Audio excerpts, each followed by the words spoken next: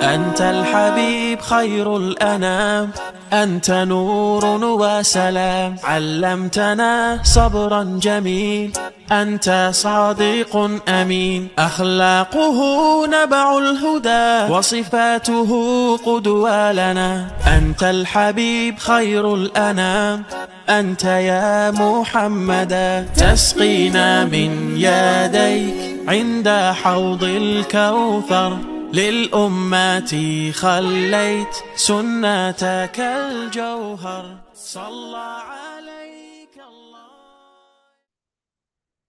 Free regular webinar persembahan dari Meaningful Ways. Insya Allah pagi hari ini kita akan belajar bersama Dr. Gustavianza. Untuk itu Nuga izin pimpin doa ayah bunda semua. A'udzubillahiminasyaitonirrajim. Bismillahirrahmanirrahim. Rabbi zidni ilma warzuqni fahma. Allahumma inna nafi'an warzuqna thayyiban wa amalan mutaqabbalan. Ya Allah ya Rabbal Alamin, pagi hari ini kami terus berikhtiar untuk terus meningkatkan kualitas ilmu kita, untuk meningkatkan khazanah keilmuan kami ya Rabb. Untuk itu kami mohon kepadamu ya Allah, berikanlah kami pemahaman, hujamkanlah kami kefahaman, dan utamanya berikanlah kami kesempatan untuk dapat menerapkan, mengaplikasikan apa-apa yang sudah kami dapatkan dari gurunda kami pagi hari ini. Amin, amin ya Rabbal Alamin. Untuk itu, tanpa berlama-lama lagi, ayah bunda semua, kepada Dr. Gustavianza, waktu dan kesempatan terbaik ini dipersilahkan, Dok. Faletafadol masykuro. Baik, terima kasih Kang Nuga ya. A'udzubillahi minasyaitonirrajim. Bismillahirrahmanirrahim. Assalamualaikum warahmatullahi wabarakatuh. Alhamdulillahilladzi hadana li hada wa ma kunna linahtadiya laula hadana Allah. Asyhadu an la ilaha illallah wahdahu la syarikalah wa asyhadu anna Muhammadan abduhu wa rasulullah nabiyya ba'da. Rabbi shrah li sadri wa yassir li amri wa hlul 'uqdatam min lisani yafqahu qawli. Rabbi anzilni munzalan mubarakan wa anta khairul munzilin. Birahmatika ya arhamar rahimin.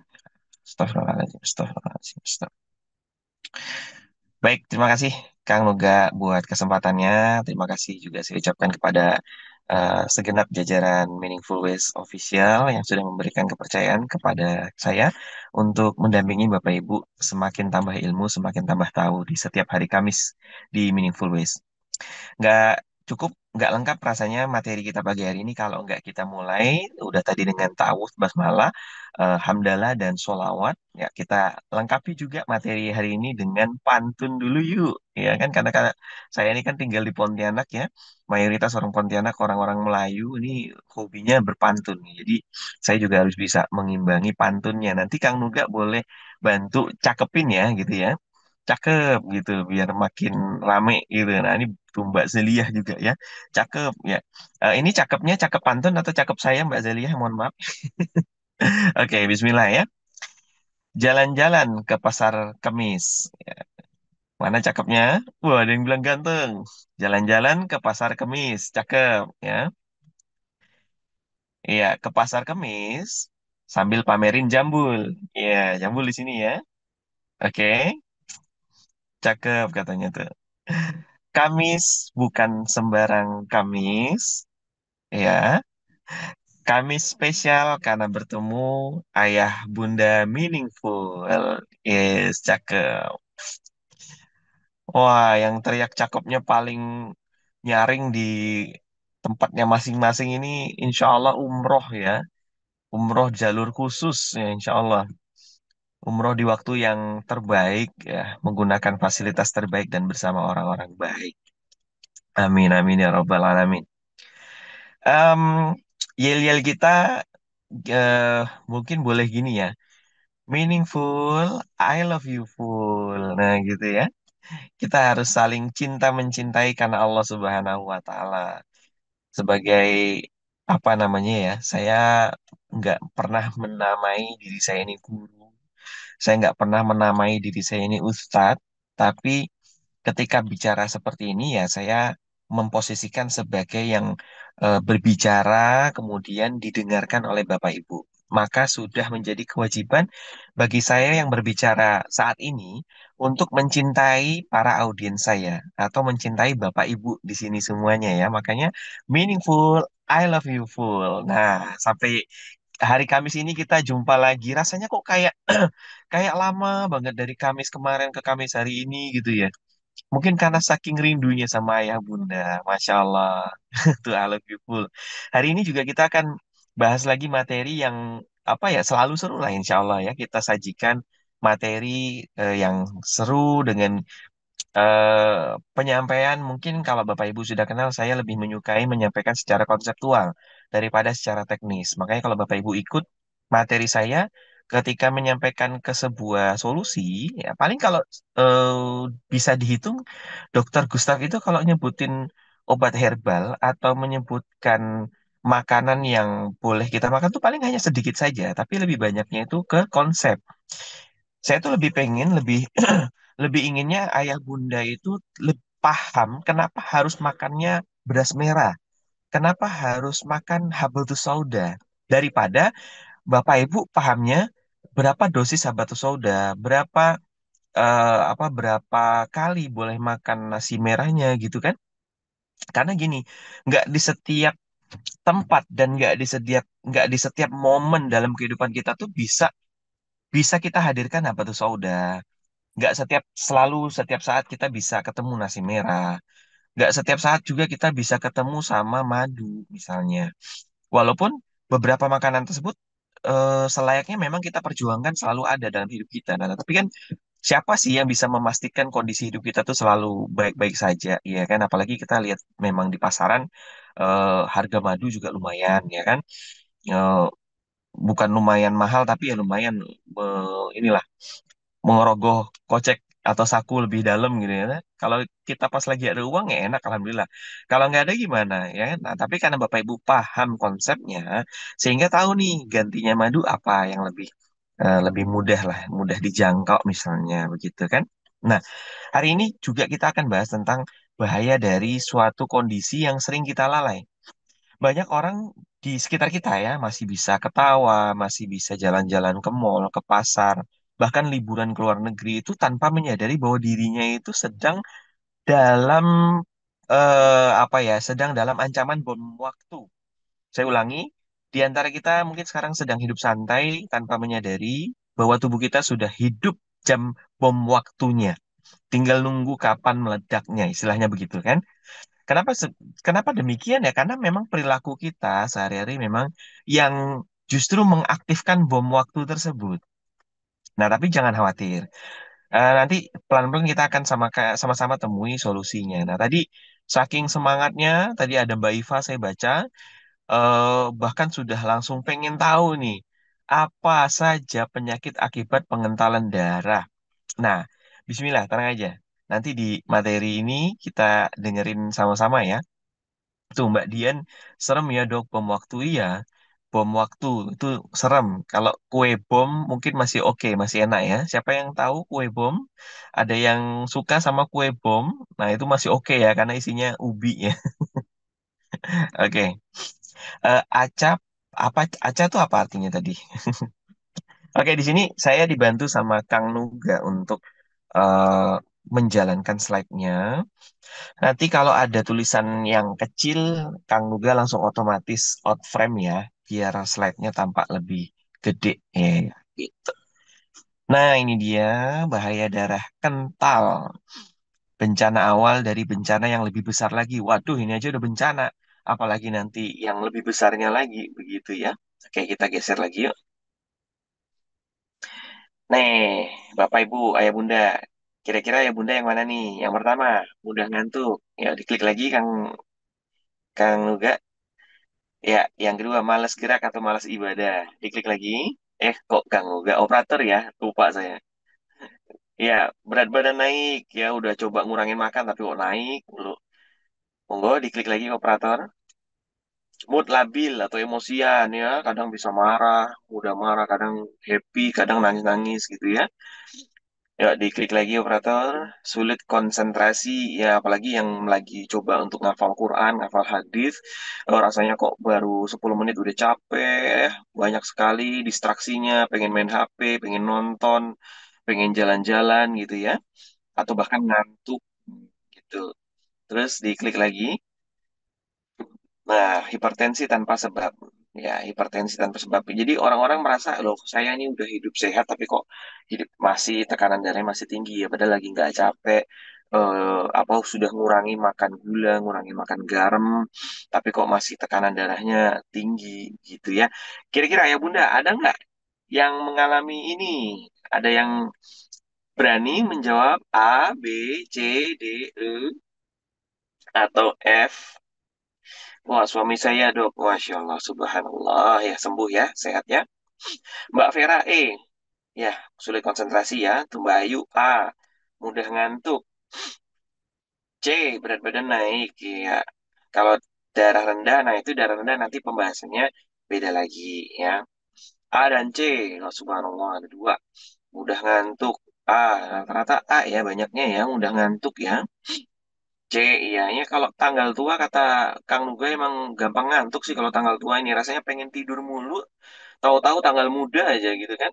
Sekarang udah masuk tanggal 20-an, rasanya tuh pengen tidur satu pekan nggak bangun-bangun, tahu-tahu udah bangunnya tanggal 2, tanggal 3 gitu. Oke, D dan A, ya subhanallah. Ya, apapun itu ya kita doakan semuanya sembuh ya, semuanya sehat lagi kembali ke fitrah. Ini siapa yang ingat materi pembahasan kita yang kemarin? Tubuh kita itu kalau sudah berada di fitrah, insya Allah sehat. Semua penyakit akan hilang. Cuman masalahnya kenapa sekarang masih belum hilang-hilang? Berarti tubuhnya belum kembali pada fitrahnya. Yuk perjuangkan terus untuk kembali pada fitrahnya. Ada tiga, maaf, ada empat poin dalam hidup kita yang paling penting, yang paling utama ya. Bukan berarti yang lain tidak perlu dilakukan. Yang lain tetap dilakukan, tapi kalau bisa empat ini yang paling pertama untuk dilakukan ialah yang pertama makanan.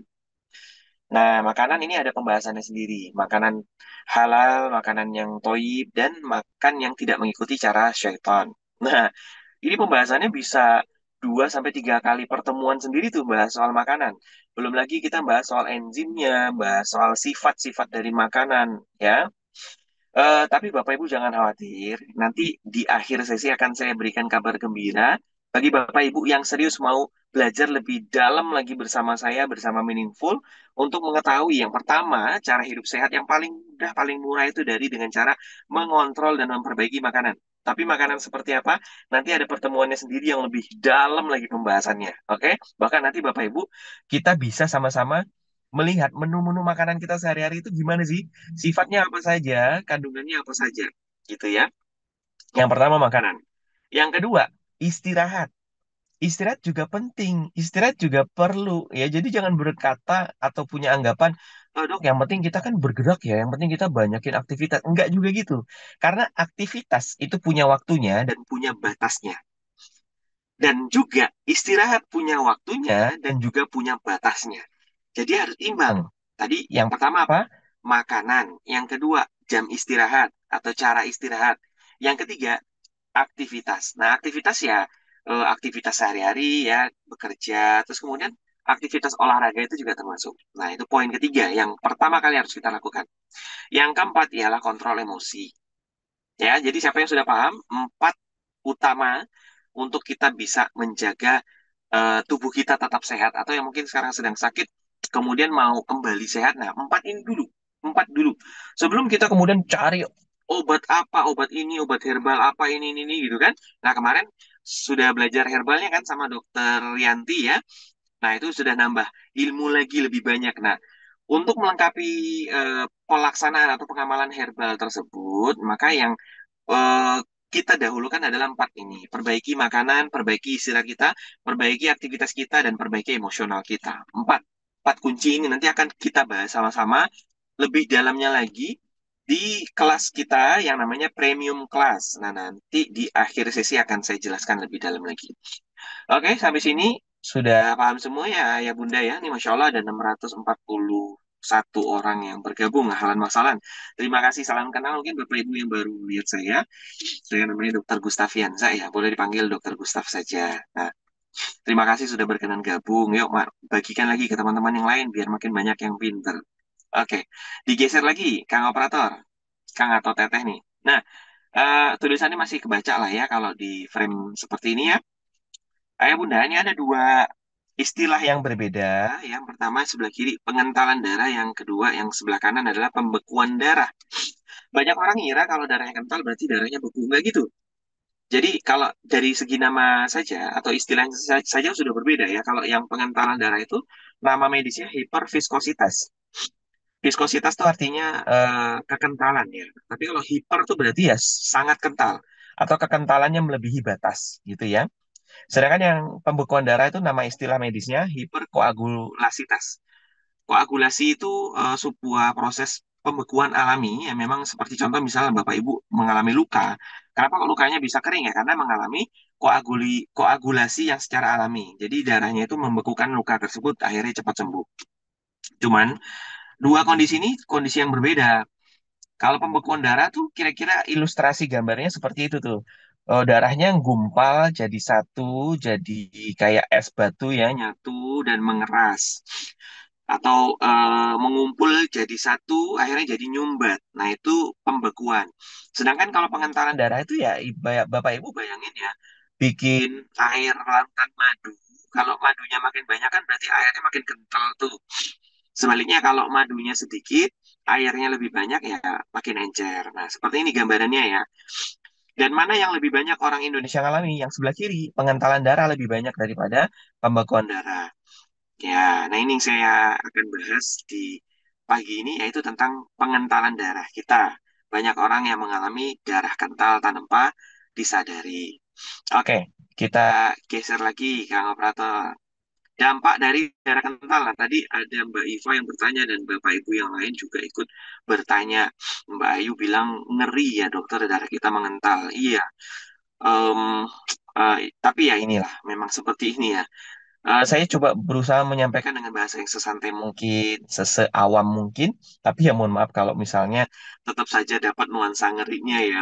Bukan berarti untuk terus-terusan nakut-nakuti, enggak. Ingat tadi di awal saya sudah sampaikan ada golongan orang yang baru bisa dinasihatinnya kalau dia takut-takutin gitu ya. Oke, kita klik lagi. Kira-kira dampak yang pertama apa? Itu dia, stroke. Stroke itu merupakan penyakit mematikan nomor satu di Indonesia. Dengan jumlah penderita se-Indonesia itu, stroke menjadi atau menduduki peringkat nomor dua penyakit terbanyak di Indonesia. Dengan prevalensi sekitar 2 banding 5. Jadi dua, misalnya kita punya 5 orang teman, maka 2 di antara mereka tuh terkena stroke lah gitu. Presentasinya seperti itu. Saking banyaknya orang Indonesia yang mengalami stroke gitu ya. 2 banding 5 katanya, menurut data seperti itu. Penyakit stroke tuh macam-macam.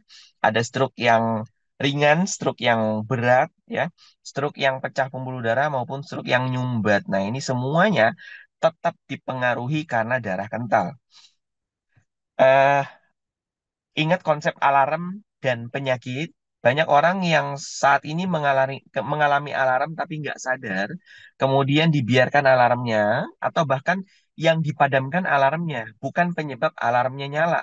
Ya, sehingga ketika sudah terjadi kebakaran, orang tersebut nyesel kenapa mematikan alarmnya, gitu kan? Nah, ketika sudah jadi penyakit stroke, ya kita baru sadar, kita baru semuanya menjalani hidup sehat ya. Kalau saya boleh jujur, kata kasarnya adalah itu telat. Bukan bukan mau ini ya, bukan mau mengecilkan semangat enggak. Tapi ini justru cambukan buat Bapak Ibu yang masih sehat sekarang. Makan nasi merahnya jangan tunggu sudah kena diabetes. Ya itu telat. Organ tubuhnya sudah rusak. Ya, nasi merah hanya mempertahankan yang belum rusak. Ya, mumpung sekarang belum ada organ tubuh kita yang rusak, ayo ganti nasi putih ke nasi merah. Hentikan gula pasir, kurang-kurangi atau batasi konsumsi garam dapur atau ganti garam dapur dengan garam Himalaya. Ya, ganti gulanya dengan stevia. Bangun pagi coba usahakan jalan kaki beberapa menit, berjemur beberapa menit sampai kulit kemerahan. Begitu. Konsumsi cuka apel setiap kali makan. Nah, kenapa saya nyebutin itu semua? Karena ini semua yang sering dilakukan orang-orang yang sudah sakit. Dan itu saya katakan telat. Tapi apakah boleh tetap dilakukan? Boleh. Minimal tidak menambah parah sakitnya. Gitu ya. Saya boleh jujur, semua hidup sehat yang orang lakukan ketika sudah sakit itu telat. Karena tubuhnya sudah kebakaran. Mumpung sekarang kita baru nyala alarmnya, kebakarannya masih kecil, api yang nyala masih kecil, yuk kita padamkan apinya, ya. Belum membakar satu rumah, ayo kita padamkan apinya sebelum membakar satu seisi rumah. Oke. Penyakit yang kedua, apa nih dampak penyakit yang kedua dari darah kental? Ialah penyakit jantung. Apakah itu jenis penyakit yang serangan jantung atau jantung yang membengkak? Ya, tuh ada yang nanya, kapan cuka apel diminum? Nah, nanti saya jelaskan di akhir. Ya. Kemudian penyakit yang ketiga, dampak dari darah kental apa ya? Diklik. Ya, hypertension atau tekanan darah tinggi. Nih, penyakit yang ketiga yang paling sering terjadi karena darah kental. Kemudian yang keempat apa lagi? Kanker. Nah, siapa yang nyangka? Bahkan darah kental, mungkin selama ini kita berpikir ya, mungkin Bapak Ibu, Ayah Bunda yang melihat judulnya, em, bahaya darah kental. Ah, paling nggak jauh-jauh dari stroke, tekanan darah tinggi, atau serangan jantung. Loh, ternyata nomor empatnya kanker. Bener loh, ini benar terjadi. Sudah ada orang yang riset, orang-orang yang rentan, apa ya, atau yang sudah memiliki riwayat darah kental dalam waktu lama, ini kemudian bisa berujung pada kanker. Ya, subhanallah. Nauzubillahi min dzalik.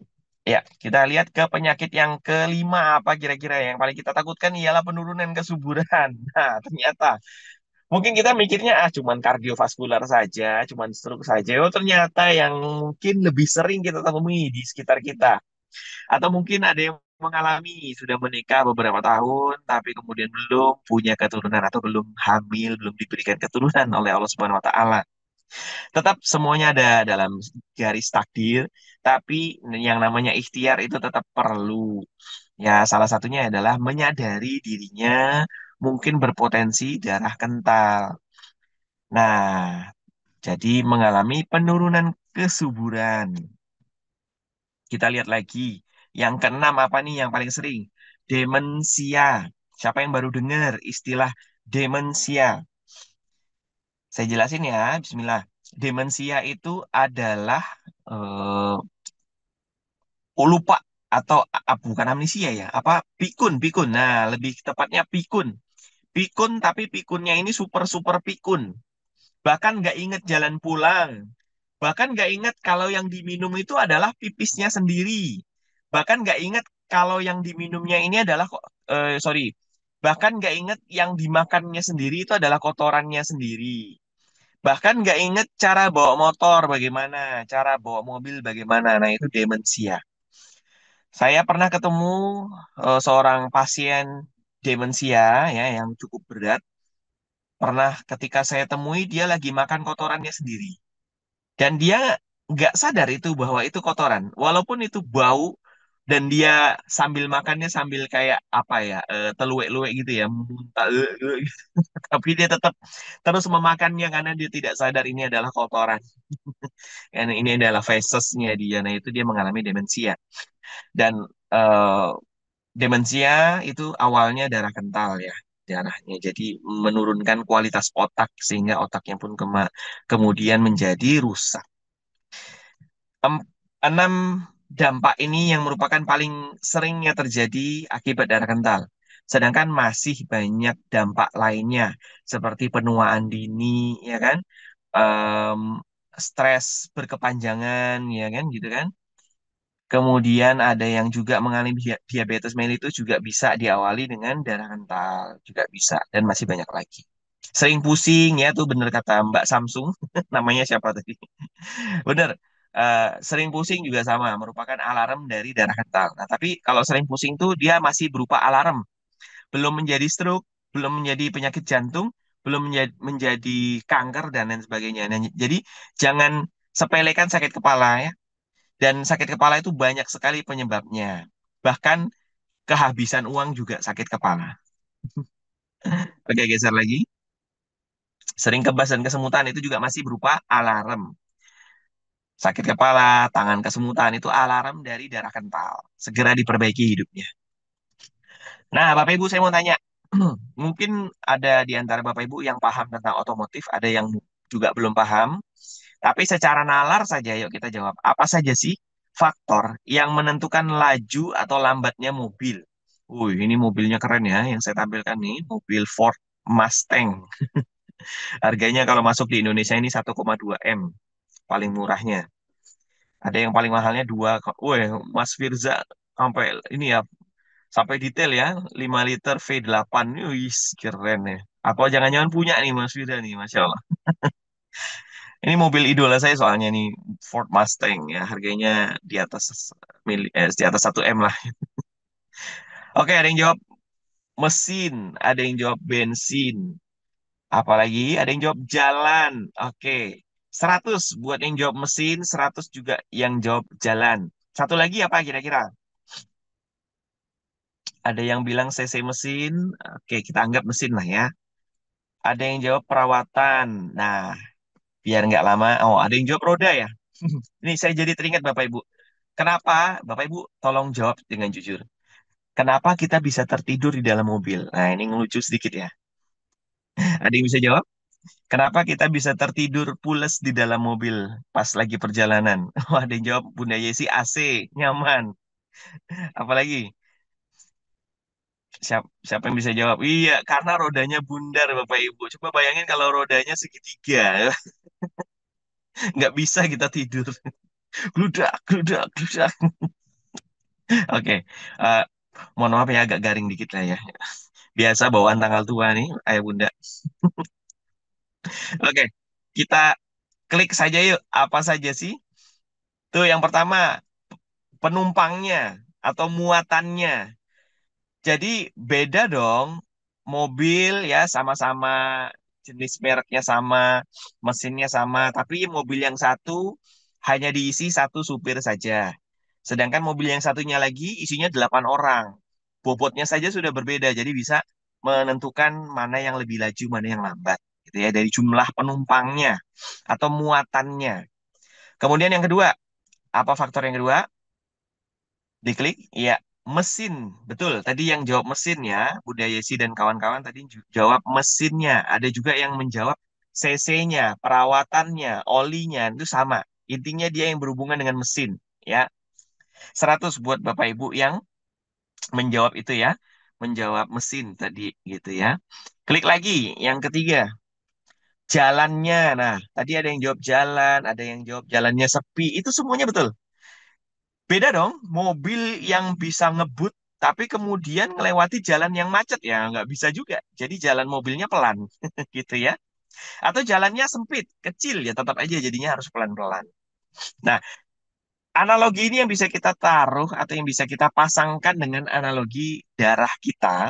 Darah kita tuh akan encer dan lancar kalau tiga aspek ini menentukan gitu ya. Yuk kita geser dulu. Kira-kira biar nyambung dengan ceritanya. Nah, ini faktor encer atau kentalnya darah itu juga ditentukan tiga aspek ini. Muatan darah itu sendiri. Kemudian yang kedua mesinnya. Mesin darah itu adalah cairan atau serum. Nah, itu mesinnya darah. Supaya darah bisa tetap ngalir tuh ya punya serumnya atau punya cairannya. Beda orang-orang yang jarang minum ya cairan tubuhnya akan turun ya. Termasuk juga kondisi cairan di dalam darahnya juga akan berkurang sehingga darahnya tampak lebih kental. Kemudian yang ketiga adalah jalan tempat darah itu lewat. Kalau pembuluh darahnya lebar, maka ya darahnya kemudian bisa mengencer gitu kan. Tapi kalau kemudian jalannya itu pembuluh darahnya sempit, mengecil, mengkerut, tidak melebar, ya darah yang akan ngalir dalam juga akan pelan, lambat, kental jadinya. Jadi kita klik dulu. Kira-kira yang muatan apa saja nih? Faktor yang mempengaruhinya itu di bawahnya ada hiperkolesterolemia. Nah, Bapak Ibu kalau di ujungnya ada emia, emia ini berarti darah ya. Berarti menunjukkan kondisi darah. Emia, emia tuh ya. Kalau ada istilah belakangnya emia itu berarti berhubungan dengan darah. Hiperkolesterolemia itu berarti kelebihan kolesterol dalam darah. Nah, itu juga bisa menyebabkan pengentalan darah. Kemudian yang kedua, hiperglikemia. Nah, ini kelebihan gula dalam darah. Yang gemar konsumsi manis-manis yang berasal dari gula, nih hati-hati ya, darahnya kental. Yang ketiga, polisitemia. Nah, ini bukan polisi dalam darah, bukan maksudnya, tapi poli. Poli itu artinya banyak. Poli artinya banyak, maka arti dari istilah polisitemia vera itu adalah sel darah merahnya yang kelebihan. Kebanyakan sel darah merahnya. Ya, jadinya darahnya kental. Ya seperti tadi Bapak Ibu bikin larutan madu, madunya dibanyakin ya makin kental. Semakin banyak madunya, larutan madunya semakin kental. Sebaliknya, kalau madunya sedikit, maka larutan madunya encer gitu ya. Betul nggak sih? Analoginya begitu kan? Ya, kita lanjut lagi. Hiperlipidemia. Nah, ini berarti lipid itu artinya lemak. Jadi kelebihan lemak dalam darah. Nah, kemudian lanjut lagi, hiperurisemia. Nah, ini pada kondisi orang-orang gagal ginjal. Sehingga di dalam darahnya banyak sekali urea. Urea itu adalah zat yang terkandung di dalam air pipis atau air seni yang harusnya dibuang. Tapi karena ginjalnya rusak, sehingga air seninya campur ke dalam darah. Bayangin, sekental apa tuh jadinya ya? Darahnya bau pesing nggak tuh kira-kira tuh ya? Nah, itu namanya hiperurisemia. Nauzubillahimin zalik. Semoga Allah lindungi kita dari penyakit-penyakit berbahaya ini. Supaya kita semakin khusyuk ibadahnya. Bisa masuk surga, jalur jalan hidup sehat. Kalau kata guru saya, masuk surga tuh banyak sekali jalannya. Ada yang lewat perdagangan, ada yang lewat sodakoh, ada yang lewat birrul walidain, ada yang lewat memaafkan orang, ada yang lewat menghadapi ujian kehidupan, ada juga yang lewat hidup sehat. Karena semua dalam hidup kita akan dimintain pertanggungjawabannya. Selamat Bapak Ibu, ada 765 orang yang bergabung di sini. Artinya, 765 orang yang sekarang sudah menjadi mukallaf. Awalnya mungkin mu'alaf. Jadi mu'alaf bukan hanya perkara orang baru masuk Islam, enggak. Karena mu'alaf itu artinya adalah orang yang terombang-ambing, orang yang belum tahu ilmunya, orang yang masih belum kental ilmunya. Ketika sudah sampai seruan, sudah sampai ilmunya ke telinga kita, maka kita berubah status dari mu'alaf jadi mukallaf. Sehingga kalau tidak melakukan itu sudah jadi dosa, kata guru saya seperti itu. Ibaratnya gini, awalnya saya nggak tahu kalau gula pasir itu berbahaya. Oke, selama belum sampai ilmunya, mungkin tidak akan dimintain pertanggungjawaban. Tapi kemudian, Allah itu maha bijaksana, selalu memberikan petunjuk setiap harinya. Tergantung kitanya peka atau tidak. Tergantung kitanya kemudian melaksanakannya atau tidak. Nah, karena kita sudah tahu bahaya gula pasir, nih Meaningful Ways sudah saya kasih pembahasannya tentang gula pasir. Kalau masih melakukannya, kalau masih mengkonsumsinya tanpa indikasi yang jelas, maka bisa jadi itu nanti akan dipertanggungjawabkan. Di akhir nanti kita akan ditanya, kenapa kamu masih mengkonsumsi gula pasir? Kan kamu sudah tahu dampak buruknya. Gitu ya. Oke, kita geser lagi ke sebelahnya. Ini kan muatan. Apakah kopi juga berbahaya? Kalau dia wujudnya kopi sachet, mungkin baru bisa dikatakan berbahaya. Kalau saya lebih mencintai, lebih sukanya itu kopi asli dari biji asli, bukan kopi saset. Saya yang giling sendiri atau minta gilingkan. Kalau di tempat saya sini ada toko penggilingan kopi. Tinggal kita beli mau berapa kilo, sekilo, 2 kilo, 3 kilo, atau sekarung.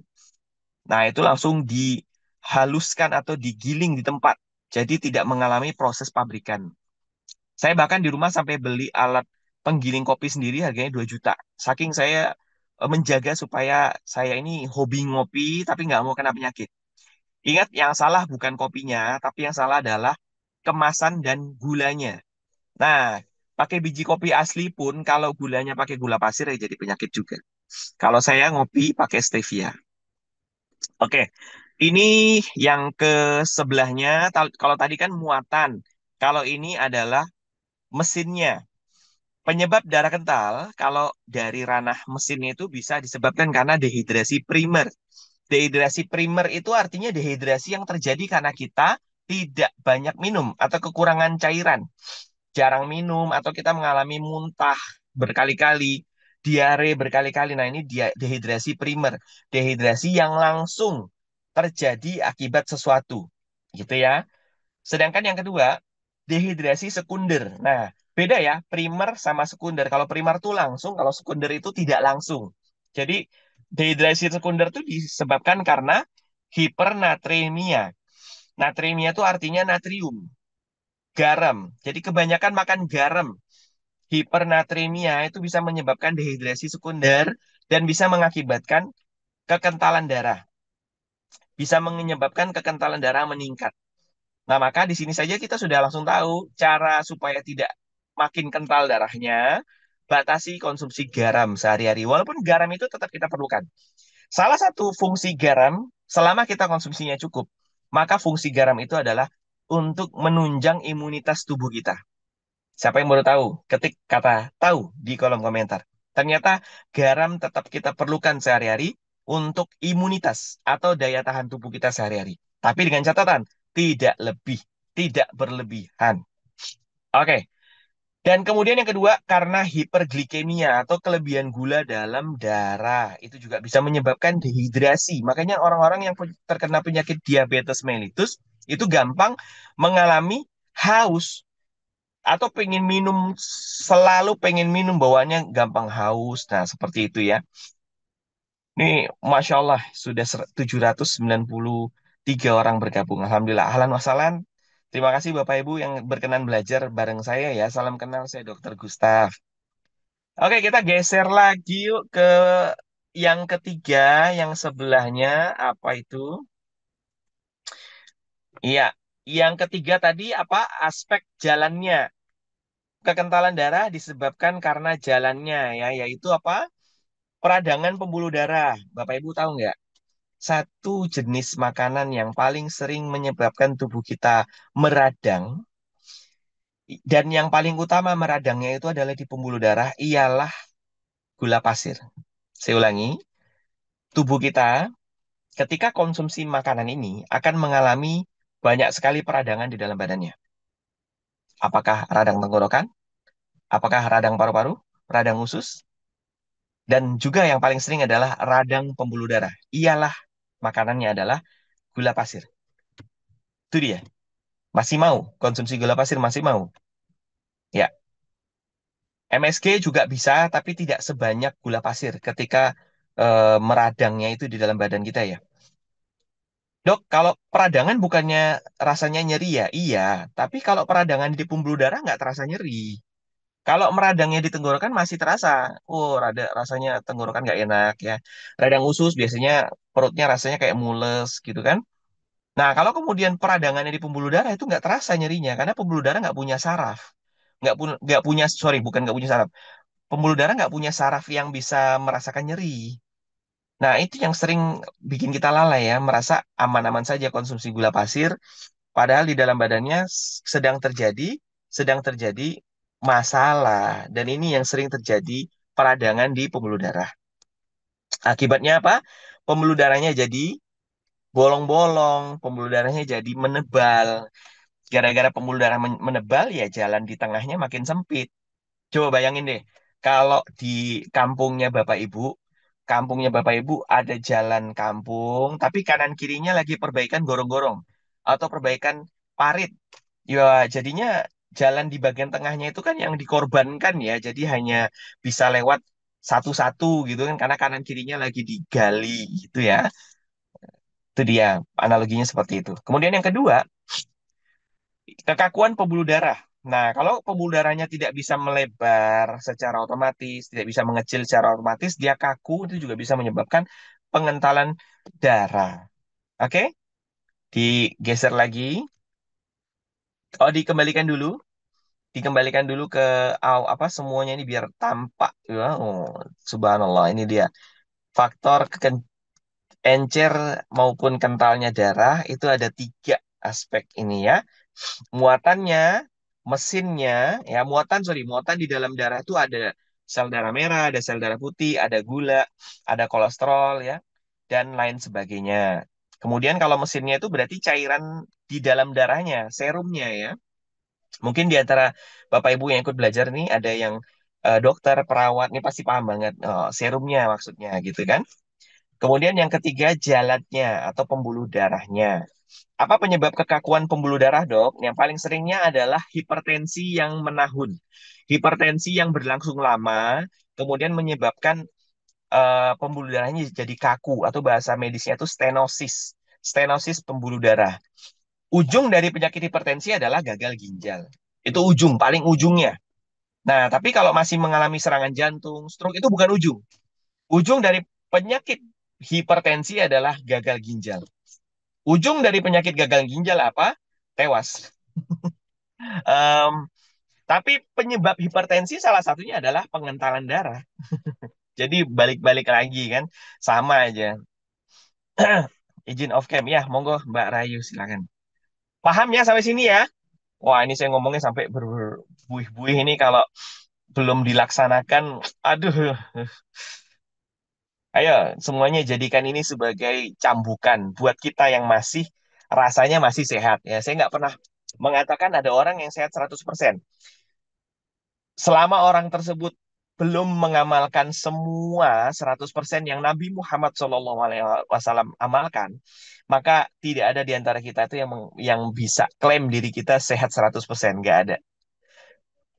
Nah, maka mungkin rasanya kita sekarang sehat, rasanya, ya. Em, tapi ya bisa jadi kemudian di dalam badan kita ada saja gangguan dan ada saja masalah ya. Oke, tampilan layar kok blank. Wah, mungkin jaringannya ya.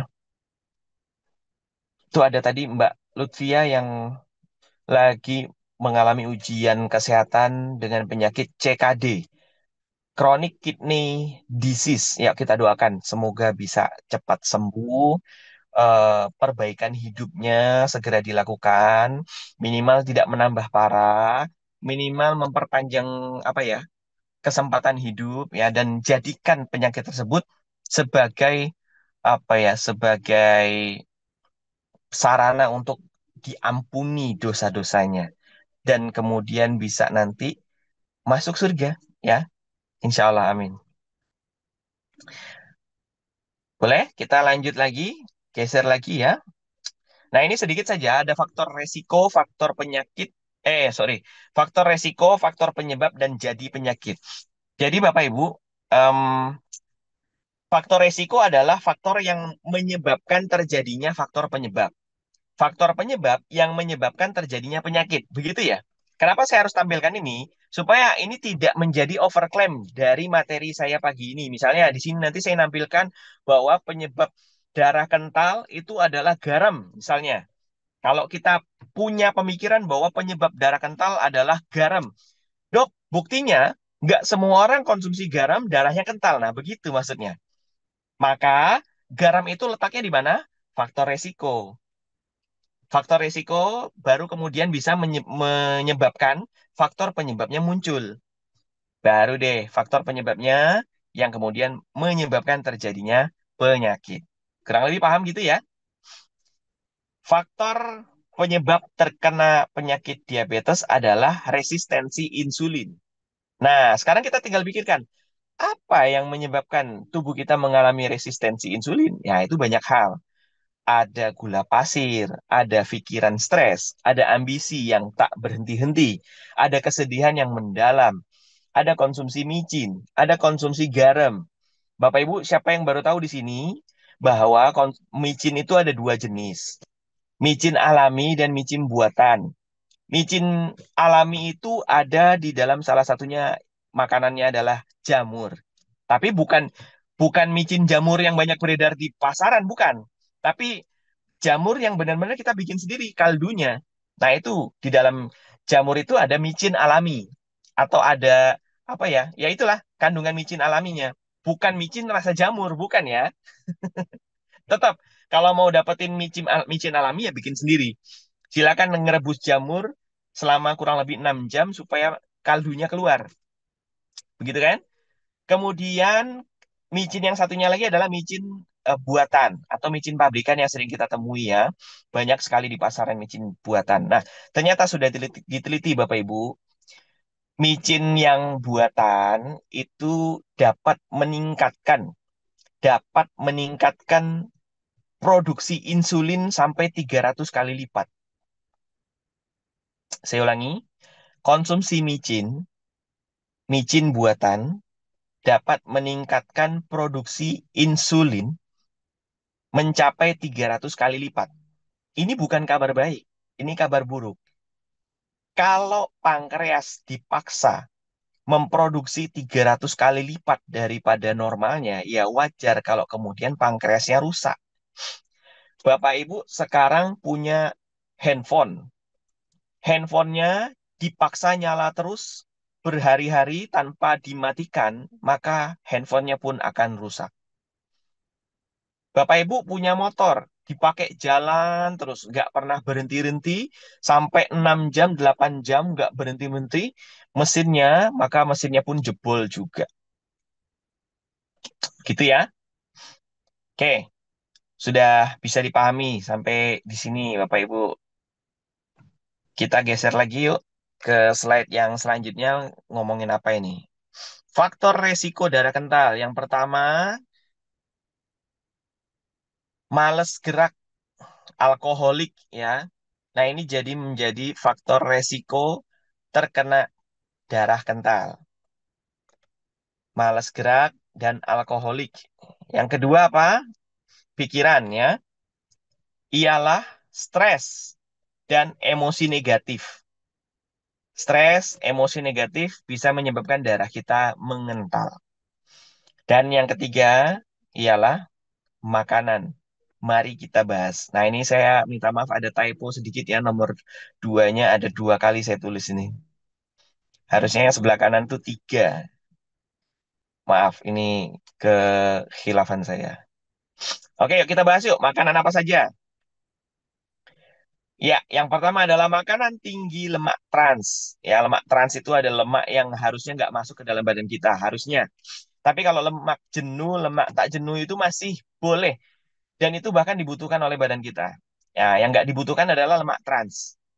Contohnya gorengan atau makanan yang digoreng, fast food, keripik, dan margarin. Yaitu mengandung lemak trans. Oh, ini saya salah pilih gambar ini ya. Pagi-pagi nampilin gambar mendoan ini kok jadi ngiler ya.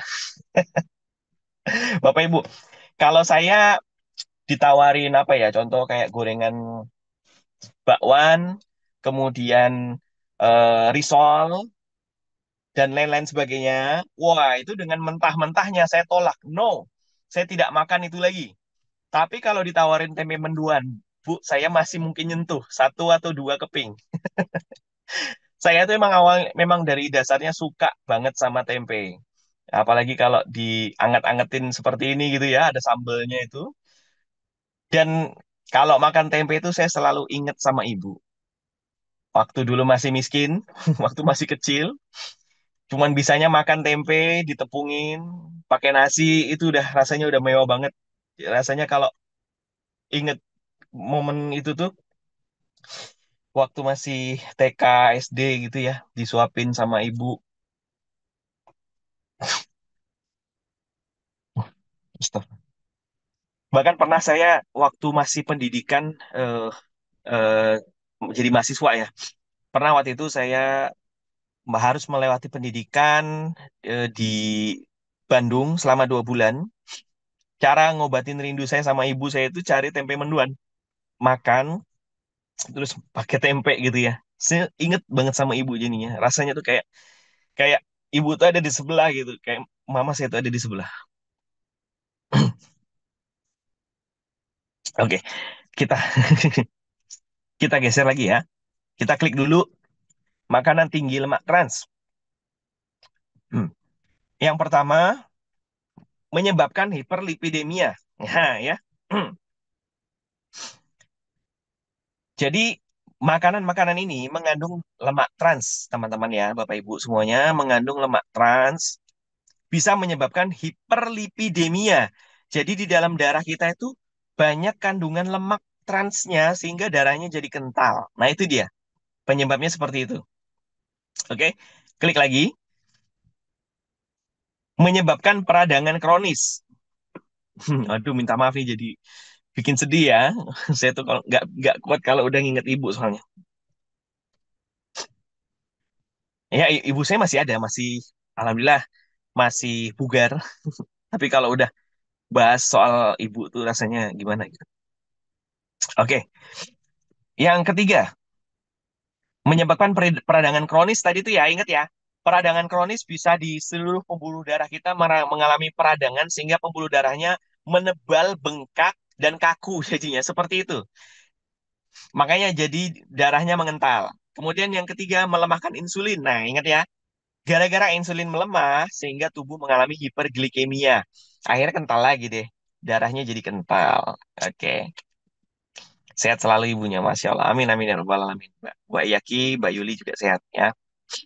Oke, kita klik lagi. Paham ya? Lemak trans menyebabkan darah kental. Nah, itu ada satu lagi. Menurunkan kolesterol baik. Nah, ini kabar buruknya juga dari makanan yang mengandung lemak trans ya. Ternyata menurunkan kadar kolesterol baiknya diturunkan.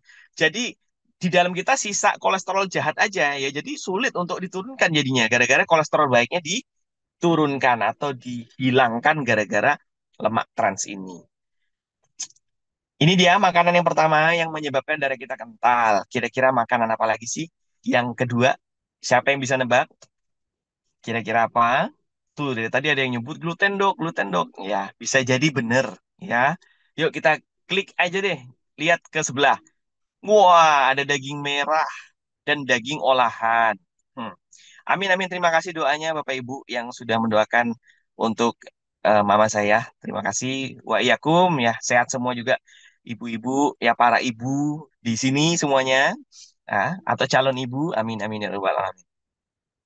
Contoh daging merah ada di sapi, kambing, unta, domba, kelinci, tuna, salmon, dan lain sebagainya. Sedangkan yang olahan ada sosis, bakso, kornet, daging asap, dan lain sebagainya.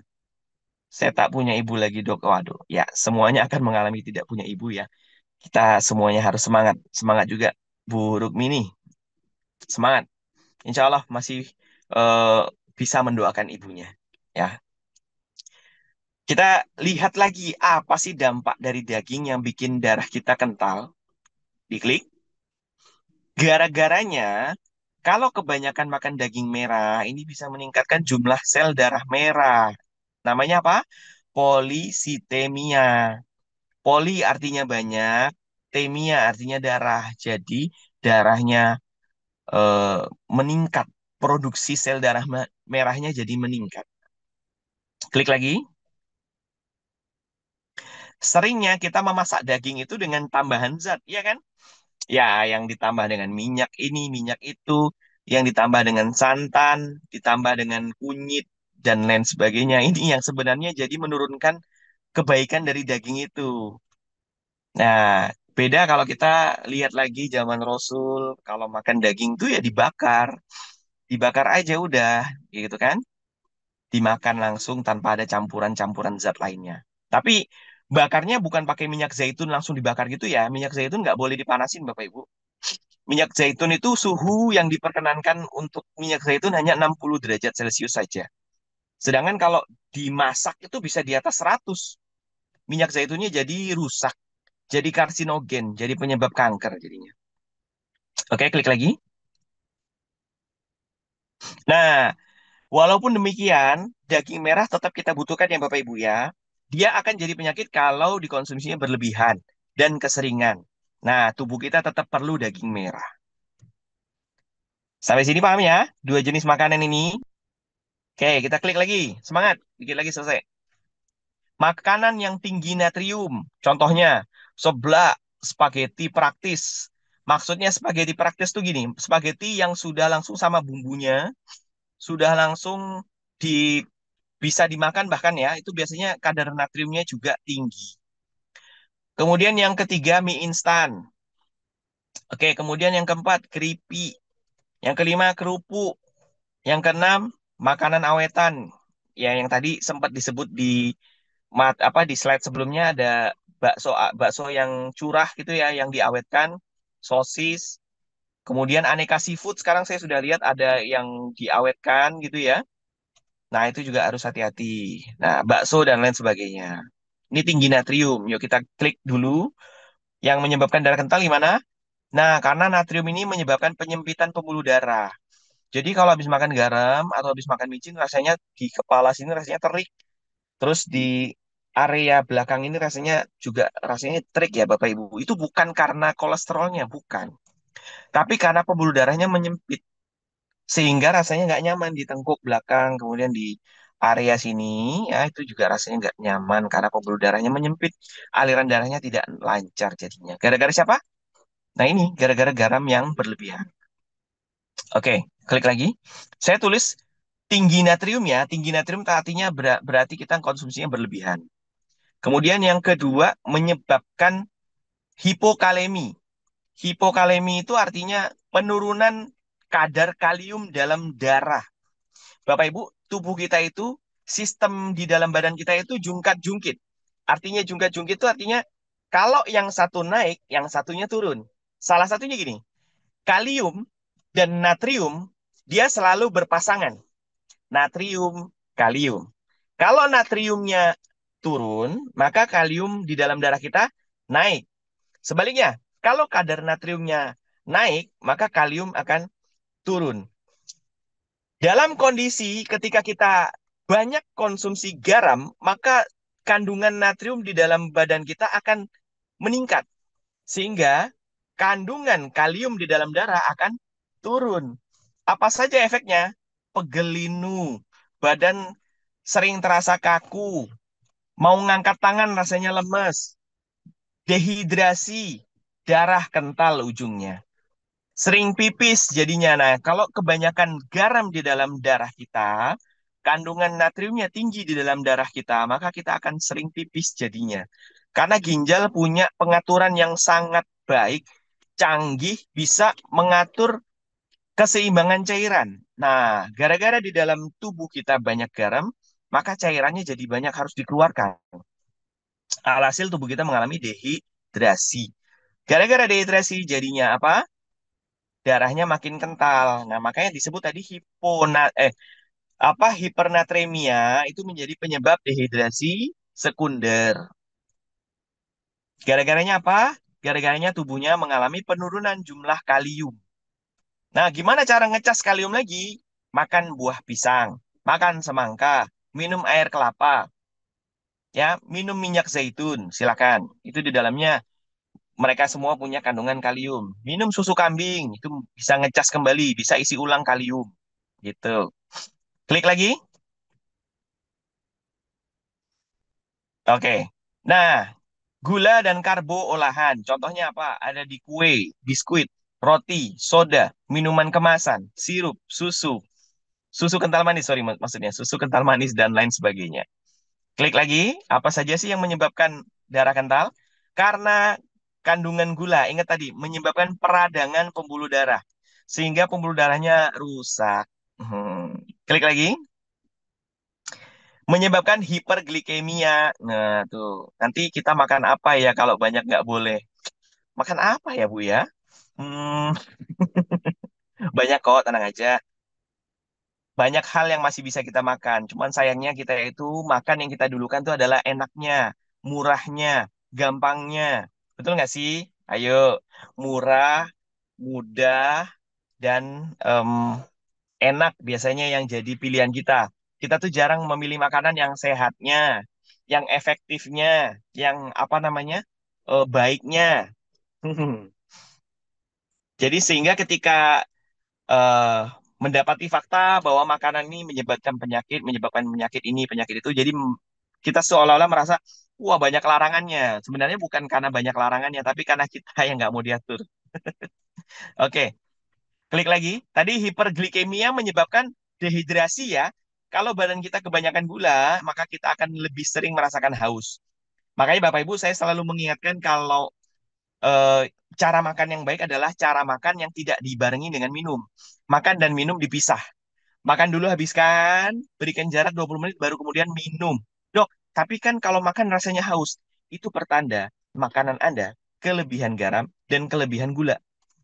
Makanya rasanya haus. Udah, simpel kan?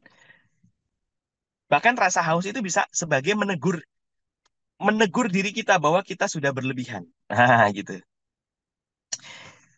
Oke, sampai sini paham ya? Ini makanan yang menyebabkan darah kental, gula dan karbo olahan. Karbo itu maksudnya karbohidrat. Oke, klik lagi. alkohol. Nah, ini sudah jelas ya. Kita muslim dilarang ini. Homer dan segala jenis komer lainnya. Ya, alkohol. Klik. Ya, ini bisa mengakibatkan kerusakan pembuluh darah. Oke, klik lagi. Kafein. Nah, kafein itu artinya gini, Bapak Ibu. Bukan berarti setiap kopi itu menyebabkan eh, apa? Bukan pembukaan.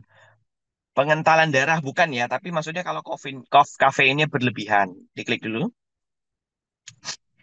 Menyebabkan penyempitan pembuluh darah. Nah, ini kalau keseringan dan kebanyakan. Hati-hati dengan kopi sachet atau kopi kemasan karena biasanya memiliki kadar kafein yang tinggi dibanding dengan kopi yang berasal dari biji kopi asli.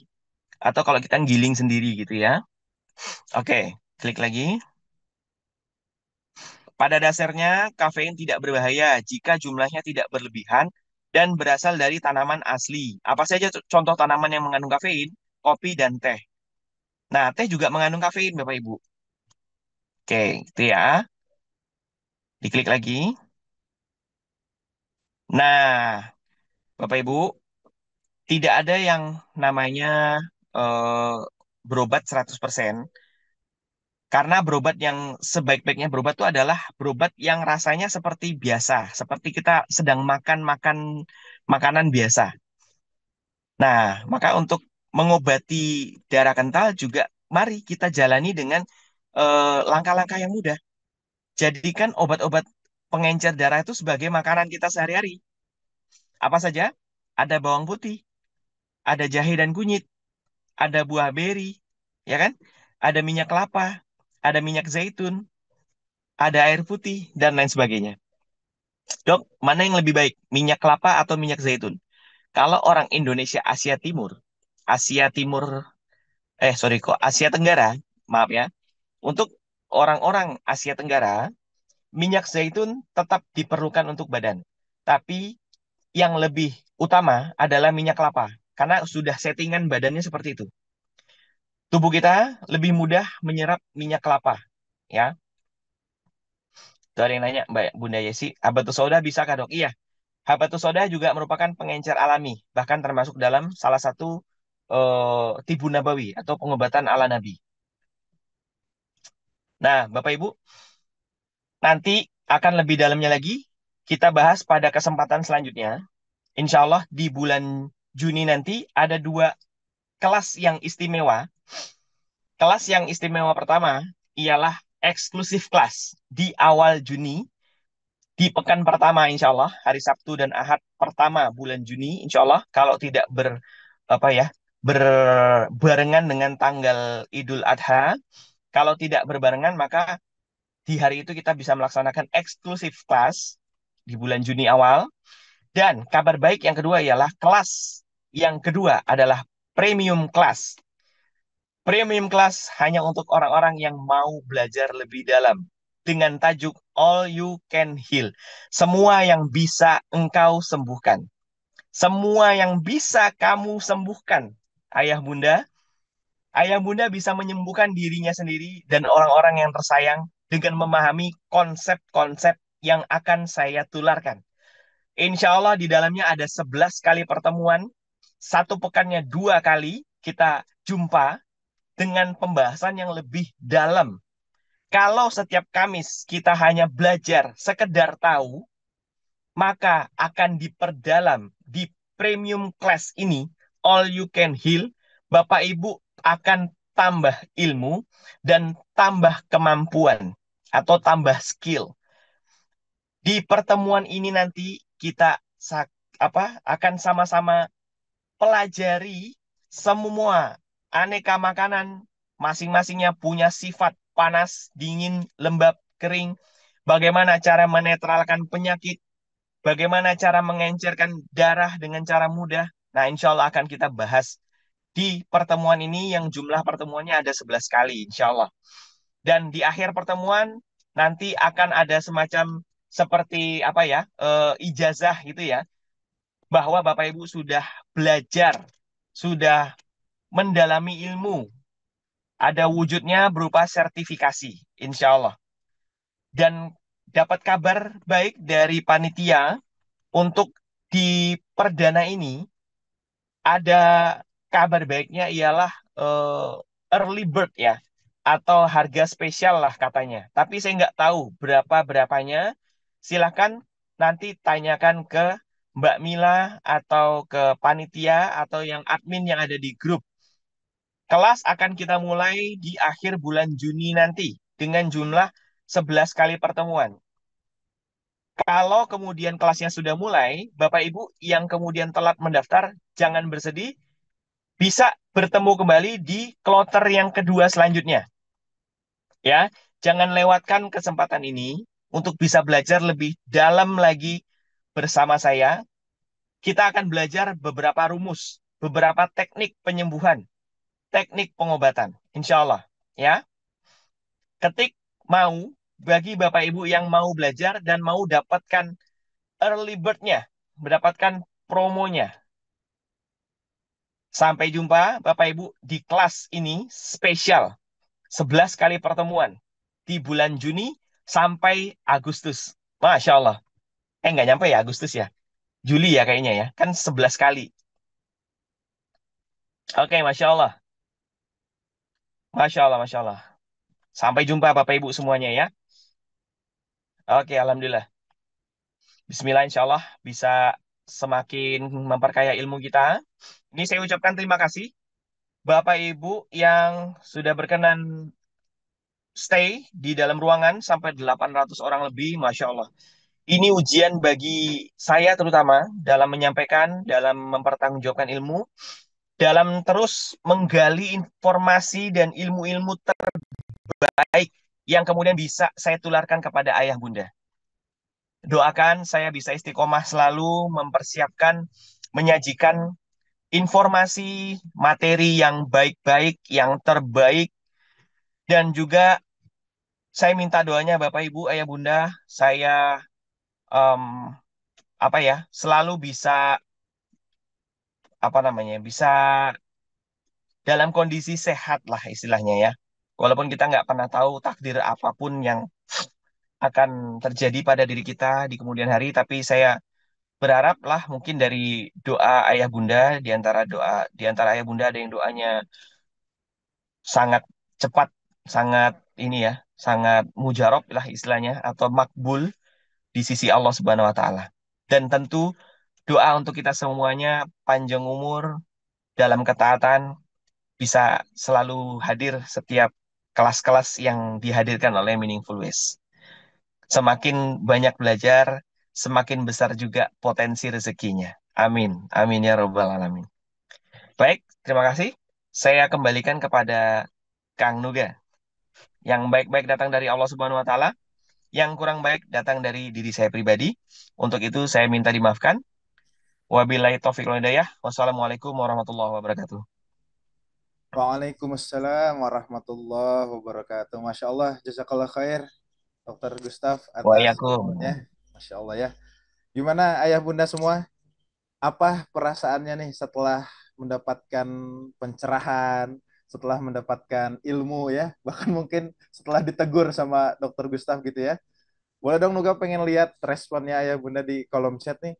Kira-kira apa sih yang dirasakan gitu ya?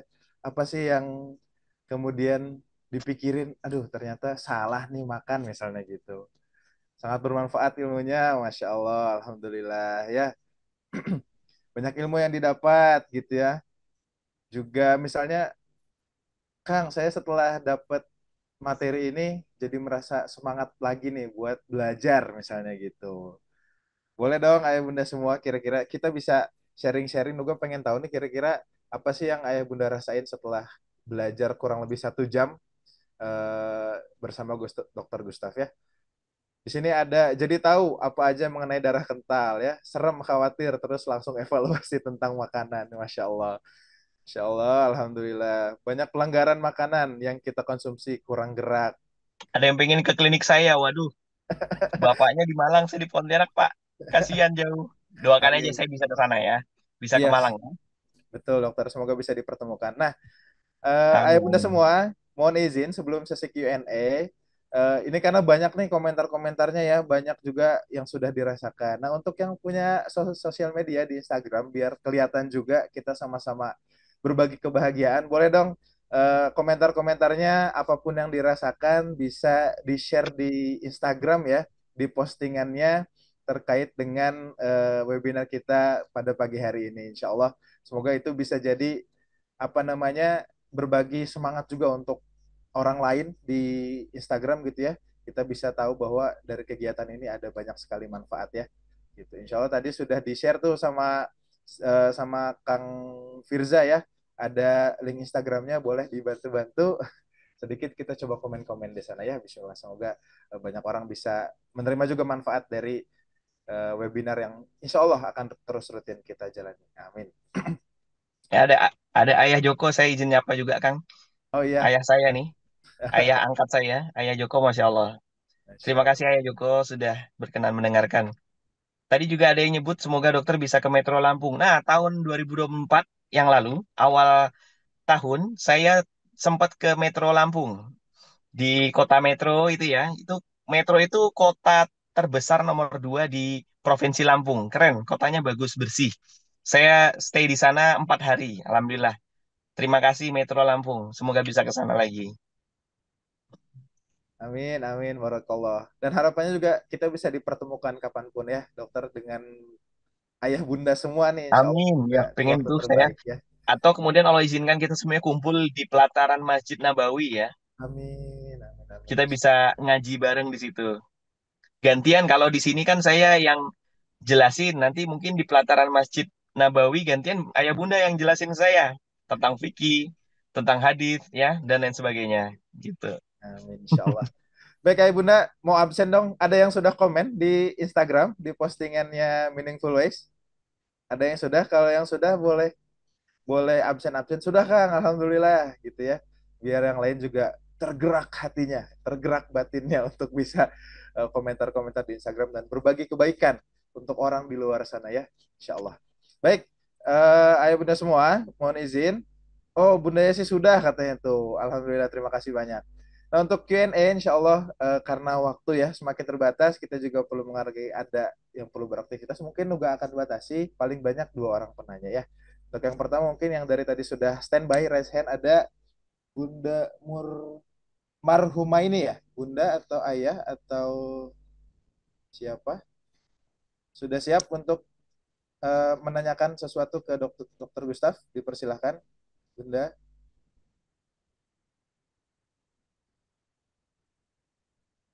Belum ya, belum belum terhubung ya. Kalau gitu Nungga geser dulu ke yang sudah standby, Bunda Lisna dari Jakarta. Dipersilahkan.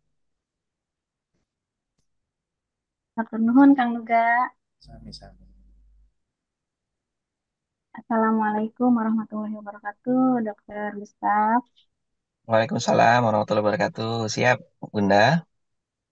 Terima kasih atas waktu yang diberikan. Eh, saya ini kan ini dok, waktu itu ACA saya positif. ACA itu kardiolipin antibody atau kekentalan darah. Saat itu saya sulit hamil gitu dok, sampai 7 tahun 7 bulan baru bisa hamil karena anak anak saya positif, asma saya positif, APS saya positif dan saya didiagnosa autoimun waktu itu. Terus saya dikasih clopidogrel dan alhamdulillah berhasil hamil. Terus saya disuntik IgG vena untuk menurunkan asa. Dan sekarang anak saya sudah usia 9 tahun, saya belum hamil lagi gitu. Dan qadarullah autoimunnya ganti jadi itu ya, Georgian syndrome. Waktu itu saya juga pernah nanyakan ke dokter waktu di rumah Muslim kalau nggak salah. Iya, Sjorgen Eh, syndrome. Iya, Georgian syndrome. Dan sekarang saya juga konsumsi obat pengencer darah dok, Ascardia, terus juga apa sih Mifortik, terus metilprednisolon, dan obat-obat lainnya gitu kan untuk apa mas kekakuan termasuk obat syaraf gitu dok. Yang mau saya tanyakan itu untuk kekentalan darah sendiri itu apakah saya perlu terus konsumsi obat pengencer darah gitu. Tapi saya apa ya, gampang banget ini memar gitu, terus pada sakit-sakit badan kan, gampang banget luka gitu kan. Terus selain dari obat itu apa yang mesti saya lakukan gitu, atau penggantinya apa gitu kan, untuk pengencer darah itu gitu dok. Terus setelah saya minum obat syaraf juga, karena kan kaku-kaku nih semua sendi-sendi, jari-jari tangan, kaki, lutut gitu. Saya dikasih obat syaraf juga, tapi berefeknya sakit ke sini gitu kan, di tengkuk saya sakit gitu, di leher saya sakit gitu dok. Eh, apa itu dilanjut atau enggak gitu. Saya juga kebetulan kan punya habatus sauda, tapi yang encer gitu. Itu dosis minumnya eh, seperti apa gitu. Karena saya belum minum, saya bingung gitu caranya atau dosisnya gimana untuk saya yang autoimun dan untuk suami saya yang qadarullah diabetes gitu dok. Untuk konsumsi itu gimana gitu, untuk konsumsi habatus sauda. Dan juga untuk ini kan saya nggak boleh kena panas katanya, karena kan ada autoimun gitu. Tapi menurut dokter kan saya harus olahraga dan eh, apa, berjemur sampai kulit merah gitu. Nah, apakah ada efeknya untuk saya kalau saya berjemur gitu? Dan alhamdulillah saya sudah mengurangi gula dok, gula terus eh, saya juga mulai mau olahraga dan banyakin minum air putih gitu.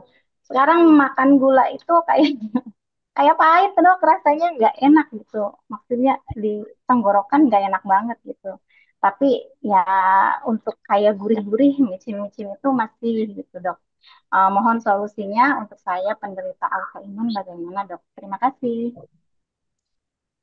Oke, baik. Terima kasih, Mbak Lisna. Subhanallah, ya. Kita doakan ayah bunda Mbak Lisna bisa sembuh ya. Syafakillah, Mbak Lisna. La ba'sa tuhuro, insya Allah, Allah yang menyembuhkan, ya. Dan jadikan penyakit ini sebagai wasilah datangnya ampunan dan rezeki dari Allah Subhanahu wa Ta'ala. Banyak orang yang bahkan kemudian belum bisa meyakinkan diri kita ini, apakah kemudian kita ini nanti ketika di akhir akan masuk surga, atau justru kita nanti akan kekal di dalam neraka. Ya, karena memang masuk surga ataupun nerakanya itu Allah yang menentukan. Bisa jadi salah satu em, kemudahan kita bisa masuk surga atau yang bisa mendatangkan cintanya Allah adalah dengan cara sabar menghadapi sakit kita. Apakah sakitnya berlangsung sebentar maupun lama. Kita nikmati saja rasa sakit ini atau menikmati ini sebagai ujian. Atau bisa jadi menjadi teguran. Mungkin selama ini hidup kita yang mungkin kurang sehat. Ya, kalau tadi Mbak Lisna menyampaikan saya sudah mengurangi gula, kalau boleh saya sarankan bahkan gulanya itu di stop. Karena gini, em, oke kita sudah mengurangi gula pasir, oke, dalam jumlah misalnya contoh yang tadinya satu hari bisa 4 sendok teh, sekarang sudah jadi 1 sendok teh saja dok. Nah itu kan rasanya kayak prestasi bagaimana gitu ya. Tapi itu kan yang tampak. Kita belum tahu gula yang tak tampak ada di dalam sambal, di dalam roti, di dalam minuman yang kita beli di minimarket atau supermarket gitu ya. Jadi artinya satu harinya mungkin tidak benar-benar berkurang konsumsi gula pasir kita. Nah maka harus benar-benar dihentikan gula pasirnya dan gantikan dengan pemanis yang lain. Stevia yang boleh saya anjurkan, ya. Kemudian autoimun itu sangat dekat sekali dengan dua hal. Yang pertama gluten. Gluten ada di dalam roti-roti yang intinya roti yang berbahan tepung yang terbuat dari gandum itu mengandung gluten. Hentikan. Ganti dengan tepung yang non gluten, ya, tepung tapioka, tepung beras. Nah, itu insya Allah lebih sehat.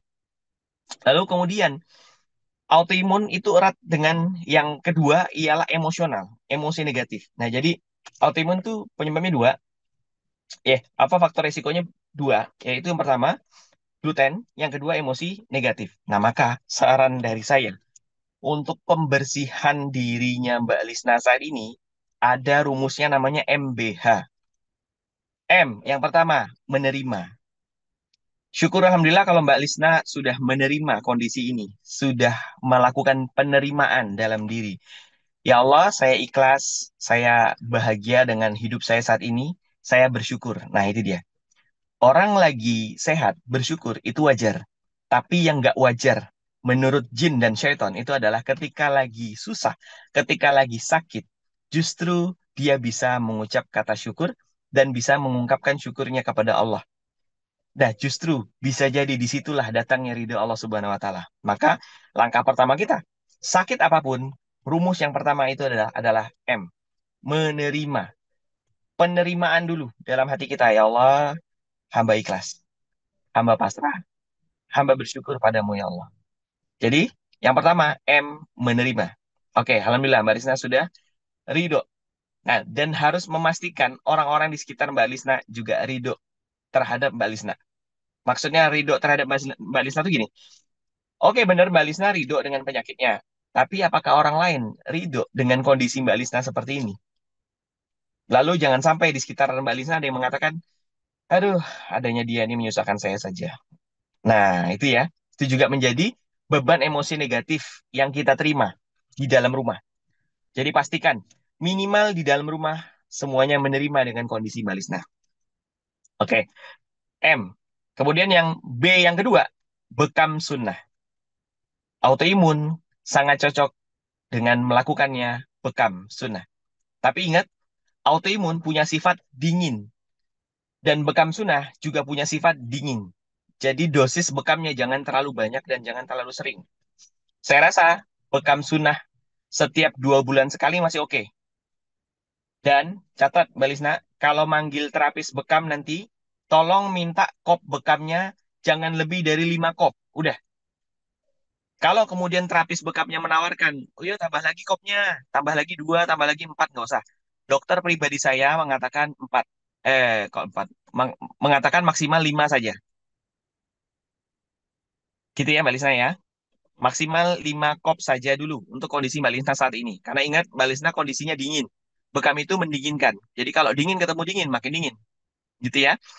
Nah, tentang konsep dingin-dingin kayak gini, panas, dingin, lembab, kering seperti ini nanti akan kita bahas di premium class yang tadi saya sebut. Ya, jadi lebih lebih lama waktunya, lebih tuntas lah penjelasannya.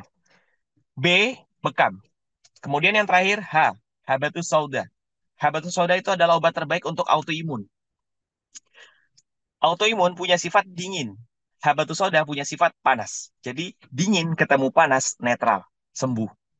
Dosisnya yang boleh saya anjurkan untuk Mbak Lisna dan suami saat ini karena Mbak Lisna autoimun, suaminya diabetes, maka dua-duanya punya sifat dingin. Cocok banget dengan melakukan terapi habatus soda. Dan habatus soda yang saya anjurkan ialah habatus soda yang bubuk. Jadi habatus soda yang terbaik, yang nomor satu ialah yang bubuk. Yang kedua baru yang minyak. Kalau ada yang bubuk, upayakan yang bubuk dulu. Tapi dok, susah nyari bubuk, ya udah minyak. Nah, tapi tetap yang pertama ialah yang bubuk dulu. Yang masih kasar-kasar gitu ya. Terserah mau di dalam kapsul atau di dalam soft gel, silakan. Tapi perhatikan lagi, cari habatus soda yang ada logo halalnya atau sertifikat halal. Karena saya pernah jalan-jalan ke kota, waktu itu ke kota Semarang, pernah ditunjukin sama teman saya ada habatus sauda yang menggunakan cangkangnya itu dari gelatin babi. Makanya di dalam kemasannya tidak ada legal halalnya, tidak ada sertifikasi halalnya. Hati-hati ya, pilih habatus soda yang ada sertifikasi halalnya, karena cangkang kapsulnya itu yang kita takutnya dari gelatin babi, takutnya. Oke, habatus soda cari yang bubuk dan dosisnya sehari 2 kali 2 kapsul. 2 kali 3 kapsul masih oke, karena kondisi Mbak Lisna dingin. Pagi 3 kapsul, malam 3 kapsul. Silakan. Saya ulangi ya, MBH. Menerima, B, bekam, H, habatus sauda. Gitu Mbak Lisna. Semoga bermanfaat. Insya Allah, syukron dokter atas jawabannya. Insya Allah terjawab ya, Ibu Lisna, kaitannya dengan pertanyaannya tadi. Untuk selanjutnya mungkin pertanyaan terakhir dari satu orang penanya lagi. Nuga mohon izin, Ibu Andi Wawa, barangkali sudah siap, ada yang ingin ditanyakan, dipersilahkan. Baik. Assalamualaikum warahmatullahi wabarakatuh. Terima kasih Izin atas langsung ke waktu. pertanyaannya ya Bunda ya, Afwan. Iya, baik. Saya hanya mau tanya, Dok, apa apa manfaat yang sangat signifikan karena saya seorang pembekam dari Makassar, yang sangat signifikan untuk penderita pengentalan darah jika dikaitkan dengan bekam, dok. Ya, karena kan mohon maaf ada orang yang darah kental tapi dia eh, HB-nya rendah. Ada juga yang darah kental tapi HB detensinya tinggi. Ya, itu yang saya mau tanyakan, dok. Yang sangat spesifik di situ itu saja yang saya mau tanyakan, dok. Terima kasih. Assalamualaikum Oke, terima warahmatullahi kasih. wabarakatuh. Waalaikumsalam warahmatullahi wabarakatuh. Aduh, saya lupa menyimak tadi namanya Mbak Andi ya, Mbak Andi Wawa ya. Iya, dok. Iya, Terima dok. kasih Mbak Andi Wawa. Oh, ini terapis bekam. Silakan terapis. Silakan Bapak Ibu yang satu lokasi dengan Mbak Andi Wawa. Siapa yang mau request beliau minta tolong bekamin, silakan hubungin beliau ya. Silakan kirim pesan nih, silakan. Nah, bagus banget pertanyaannya untuk masalah pengentalan darah ini nggak selalu orang gemuk darahnya kental dan nggak semua orang darah kental itu badannya gemuk gitu ya.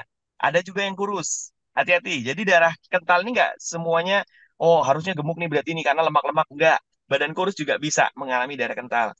Dan darah kental juga bisa dengan kondisi HB-nya yang rendah, dengan kondisi tekanan darah yang rendah atau tekanan darah yang tinggi. Nah, ini memang misterius banget ya darah kental nih ya. Nah, jadi efektivitas bekam ada dua aspek penting yang apa ya kita harus perhatikan ketika kita membekam itu kan memberikan rasa nyeri dan mengeluarkan cairan dari dalam tubuh klien kita, ya kan? Atau di tubuh kita yang ketika kita dibekam, cairan tubuh kita sebagian keluar lewat kop bekam itu, ditarik, ya kan? Kemudian cairan interstisial dan darahnya yang di perifer itu akan keluar. Maka dua proses ini, rasa nyeri dan cairan tubuhnya keluar, akan merangsang aneka sistem ajaib dalam tubuh kita. Yang pertama, tubuh kita akan memproduksi hormon yang namanya endorfin. Di dalam otak akan diproduksi hormon yang namanya endorfin. Endorfin itu fungsinya sebagai hormon kebahagiaan yang efek tambahannya adalah melebarkan pembuluh darah. Walaupun sistemnya panjang, tapi intinya endorfin bisa bantu melebarkan pembuluh darah. Sehingga tadi yang darahnya kental-kental bisa lewat dengan baik, darahnya pun pelan-pelan jadi encer. Itu yang pertama. Efektivitasnya karena produksi hormon endorfin. Yang kedua, bekam itu dinamai sebagai ginjal ketiga. Setiap manusia punya dua ginjal. Kok bisa ginjalnya ada tiga? Karena ginjal yang ketiganya adalah pada bekam sunnah. Dengan kita berbekam, maka akan meringankan beban ginjal kita, sehingga ginjal bisa membantu mengatur keluar masuknya cairan tubuh. Yang tadinya darahnya kental, jadi pelan-pelan encer. Yang tadi darahnya jadi, yang darahnya tadinya tekanannya tinggi, pelan-pelan akan turun dan stabil. Itulah keajaiban bekam. Tapi dengan catatan, bekamnya dilakukan dengan baik dan benar. Bekamnya dilakukan sesuai dengan indikasi. Dan tadi saya katakan, orang-orang dengan penyakit darah kental biasanya punya sifat dingin. Biasanya ya, walaupun ada yang punya sifat panas. Bekam itu sifatnya mendinginkan. Hati-hati. Kalau boleh, setiap orang-orang yang kemudian minta dibekam, tawarkan saja, Bu, Pak, saya nggak bisa langsung ngebekam hari ini dengan jumlah kop yang banyak. Boleh kita jadwalkan setiap 2 minggu sekali, kita lakukan pembekaman di lokasi yang berbeda. Tapi sekali ngebekam, paling hanya 3 kop. Misal, hari ini saya bekam di titik Al-Kahil dan Az-Zahrul A'la, misalnya. 2 minggu lagi, kita bertemu dan akan kita bekam di titik yang lain, contoh Az-Zahrul Wasoti, misalnya. Nah, ini pasti Mbak Andi Wawa pasti paham. Sehingga orang tersebut tidak langsung dibekam dengan jumlah kop yang banyak pada satu waktu. Ya, melainkan kita bagi jumlah kopnya dengan jarak waktu yang rapi. Begitu. Dan pastinya pembekaman ketika mengeluarkan darah tidak dilakukan sayatan terlalu banyak. Secukupnya saja. Karena keberhasilan bekam bukan pada jumlah darah yang keluar. Melainkan pada tusukannya itu yang efektifnya. Tusukan atau sayatan itu yang memberikan dampak. Jadi tusukannya nanti mengeluarkan darah atau tidak nggak usah jadi masalah, nggak usah peduli pada darahnya. Yang penting jarum atau bisturi kita sudah mengenai kulit klien kita, itu sudah memberikan manfaat. Tadi ada yang tanya, dok, kalau fasdu dan donor itu bisa juga bantu mengurangi kekentalan darah. Jadi buat yang mengalami pengentalan darah, monggo silakan. Kalau memang layak donor, silakan donor. Dan juga kalau mau fasdu silakan. Tapi dengan cara yang baik dan benar tentunya ya, dilakukan dengan orang yang memang sudah terlatih ya, dengan cara yang steril, higienis. Begitu. Terjawab Baik, ya Mbak Andi Wawa ya. insya Allah baik. Alhamdulillah, syukron kathiran dokter atas jawabannya. Insya Allah terjawab ya, Afwan. eh, Ibu Andi Wawa tadi ya. Dan mohon maaf untuk yang lainnya, jika belum berkesempatan pagi hari ini, ya insya Allah akan ada pembahasan jauh lebih dalam ya, akan ada pembahasan jauh lebih lengkap gitu ya, jauh Hmm. lebih komprehensif nanti di bulan Juni nanti Ya, di termasuk bahas bekam juga nanti Kang nanti. Kita akan bahas bekam lebih dalam nanti. Masya Allah. Jadi seluruhnya seputar kesehatan ya dokter ya akan dibahas ya. Insya Allah. Oke, baik. Insya Allah untuk ayah bunda lagi-lagi Nuga ingatkan tadi sudah disampaikan oleh Dokter Gustaf yang mau ikut kelas premium ya dengan tema All You Can Heal gitu. Nanti informasinya juga akan ada di grup WA. Tapi untuk yang barangkali belum masuk grup, silahkan bisa masuk grup. Insya Allah nanti linknya akan dilampirkan oleh tim-tim admin gitu ya. Dan untuk nanti kelas premium di bulan Juni nanti akan dibimbing secara eksklusif oleh Dokter Gustaf ya. Untuk yang hari ini mungkin masih ada pertanyaan, masih belum terjawab pertanyaannya. Nah, insya Allah disiapkan nanti waktu pembelajarannya 11 kali pertemuan bersama langsung Dokter Gustaf. Insya Allah di sana akan disampaikan secara menyeluruh ya. Jadi harapannya semoga semua pertanyaan ayah bunda bisa terjawab di kelas tersebut ya.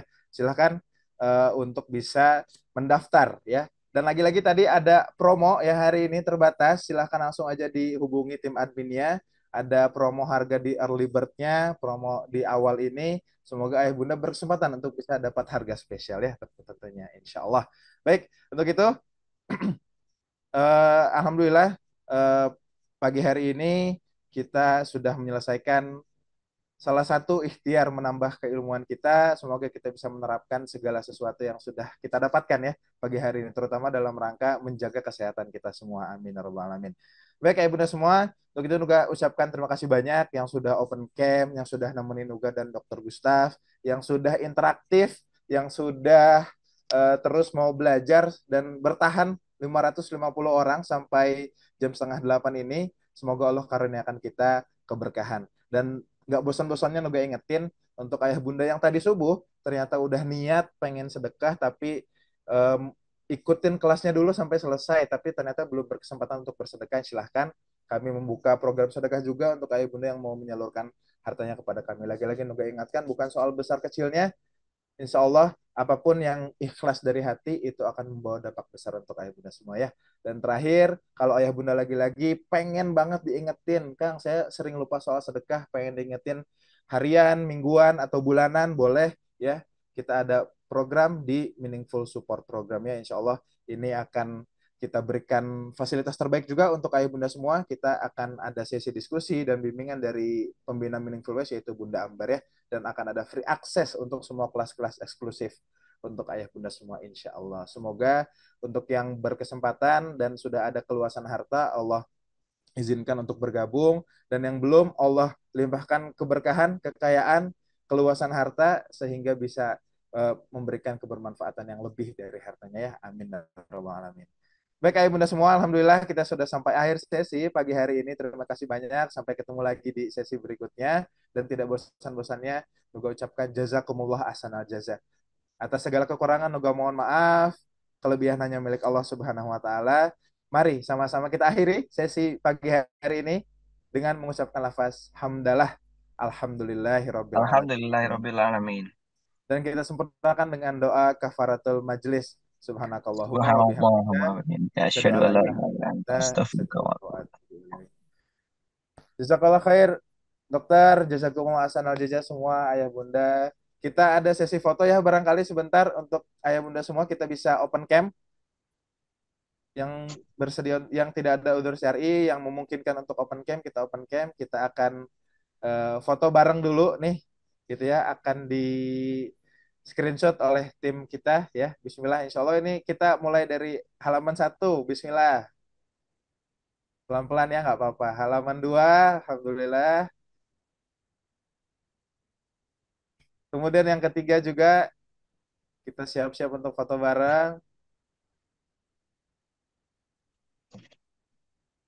Yang keempat sekarang.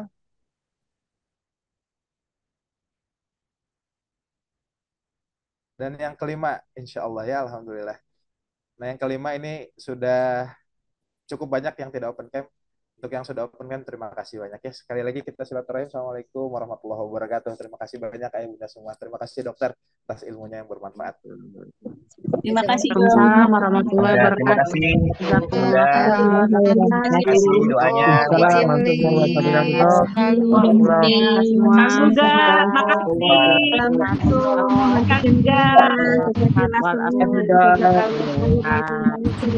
Terima kasih banyak. Terima kasih ya Ibnu Bunda. Fatimah, Sampai jumpa Al lagi. Farzah yang indah.